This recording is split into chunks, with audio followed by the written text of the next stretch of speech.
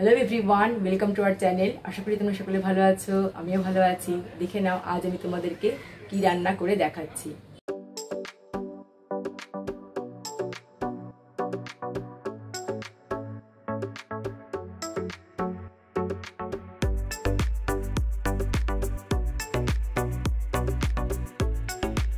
সবচেয়ে কম সময়ে এবং সহজ উপায়ে কম ইনগ্রেডিয়েন্টসের মাধ্যমে কিভাবে পালক চিকেন রান্না করা যায় সেটাই আজ আমি তোমাদের সাথে শেয়ার করব।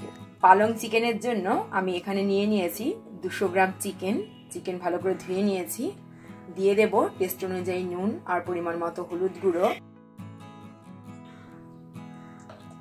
আর দিয়ে দেব টক দইটা আমি ফেটিয়ে রেখেছি।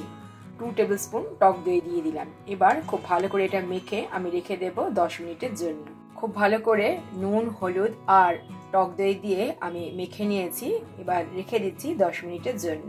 এবার এখানে দেখো আমি পালং শাক কেটে ধুয়ে রেখেছি, আর কি বলতো একটু বড় বড় করে কেটেছি। এবার এটা আমি একটু ভাপিয়ে নেব।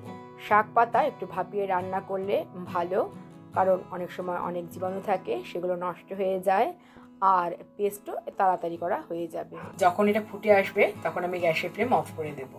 দেখাই যাচ্ছে ফুটে উঠেছে, পালং পাতা সেদ্ধ হয়ে গেছে। এবার আমি গ্যাসের ফ্লেম অফ করে দেব।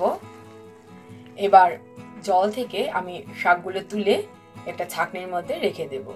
ছাঁকনির থেকে পালং পাতাগুলো নিয়ে আমি নিয়েছি একটা মিক্সার গ্রাইন্ডার জারে। আর এই পালং পাতার সাথে আমি আরো কিছু ব্লেন্ড করব।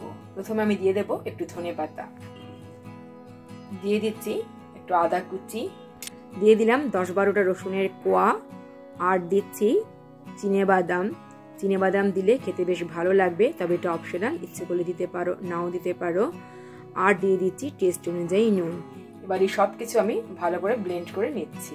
আমি 2টো কাঁচা লঙ্কা দিয়েছিলাম, সেই ভিডিওটা ডিলিট হয়ে গেছে, তাই তোমাদের দেখাতে পারলাম না। এখানে কিন্তু কাঁচা লঙ্কাও ব্লেন্ড করা রয়েছে।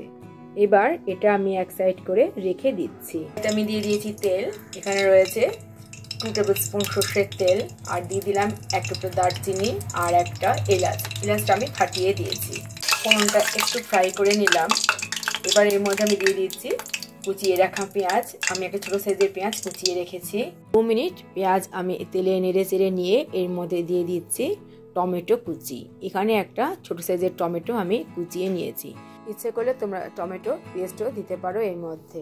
2 থেকে 3 মিনিট পেঁয়াজ আর টমেটো একসাথে কষে নেওয়ার পরে এর মধ্যে আমি দিয়ে দিচ্ছি কুচনো কাঁচা লঙ্কা, আর এর সাথে দিয়ে দিলাম টেস্ট অনুযায়ী নুন, পরিমাণ মতো হলুদ গুঁড়ো। এবার সব কিছু ভালো করে মিক্সড আপ করে নিচ্ছি আর 2 মিনিট মতো কষে নেব। এরপর আমি এর মধ্যে দিয়ে দিলাম 1/2 টিস্পুন জিরে গুঁড়ো, আর দিয়ে দিচ্ছি 1/2 টিস্পুন ধনে গুঁড়ো।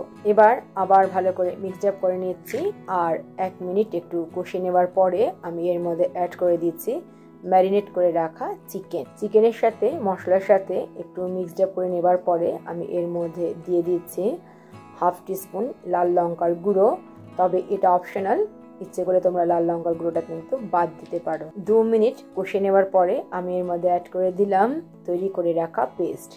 এবার সব কিছু খুব ভালো করে মিশিয়ে নেব আর 2 থেকে 3 মিনিট কষিয়ে নেব। এই রান্নায় আলাদা করে জল দেওয়ার কোনো প্রয়োজন নেই।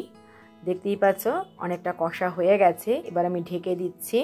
এখন আমি তোমাদেরকে 7 থেকে 8 মিনিট পরে দেখাচ্ছি। দেখতেই পাচ্ছ কত জল বেরিয়েছে। সেই জন্যই বলেছিলাম যে এক্সট্রা করে জল দেওয়ার কোনো প্রয়োজন নেই। একটু নুন দিয়ে দেব, যেহেতু জল বেরিয়েছে। দিয়ে দিলাম টেস্ট অনুযায়ী নুন, দিয়ে দিলাম 1/2 টিস্পুন গোলমরিচ গুঁড়ো, একটা কাঁচা লঙ্কা চিড়ে, আর দিয়ে দিচ্ছি 1/4 টিস্পুন গরম মশলার পাউডার। এবার সব কিছু খুব ভালো করে মিশিয়ে নেব। এবার আমি দিয়ে দিলাম অল্প একটু ধনে পাতা কুচি। একটু ভালো করে মিশিয়ে নিয়ে এখন গ্যাসের ফ্লেম লোতে রেখে আমি ঢেকে রেখে দেব, আর 2 মিনিট স্ট্যান্ডিং টাইমে রাখার পরে তারপর আমি তোমাদেরকে সার্ভ করে দেখাবো। স্ট্যান্ডিং টাইমে রাখার পরে এবার আমি তোমাদেরকে দেখাচ্ছি। দেখতেই পাচ্ছ পালং চিকেন এইরকম হয়েছে। দারুণ স্বাদের এই চিকেনের সাথে ভালো লাগে রুটি, লুচি, পরোটা। এবার একটা বাটিতে আমি সার্ভ করে দিচ্ছি।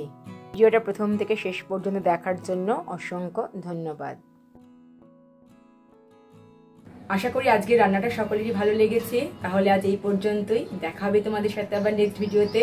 ততক্ষণ পর্যন্ত তোমরা সকলে ভালো থেকো। টাটা।